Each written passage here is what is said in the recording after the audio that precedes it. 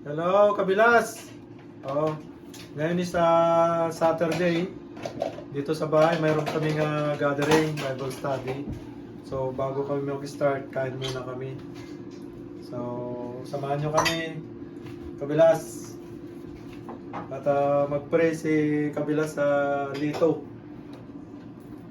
Okay, salamat po Panginoon sa araw na ito na binigay mo sa amin Panginoon. Sana basbasan mo kami sa iyong banal na Espiritu Santo Panginoon na siyang mag-control sa aming buhay Panginoon.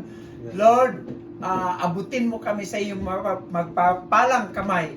Sino man ang naghanda nitong pagkain na to Panginoon, basbasan mo rin yung pamamahay na to at ang mga taong nakatira dito, Panginoon, sila po ay masugid na nagsilbi sa iyo, Panginoon. So Lord, I pray that you will bless this food that will nourish our body, our mind, and our spirit, that will discern doing what is right for you, Father God. So Lord, bless this household, that they will continue to delight your will, Father God, that they will always look unto you, Lord Jesus. So Lord, thank you, and I give you back all the glory, honor, adoration, and thanksgiving. In Jesus' mighty name I pray.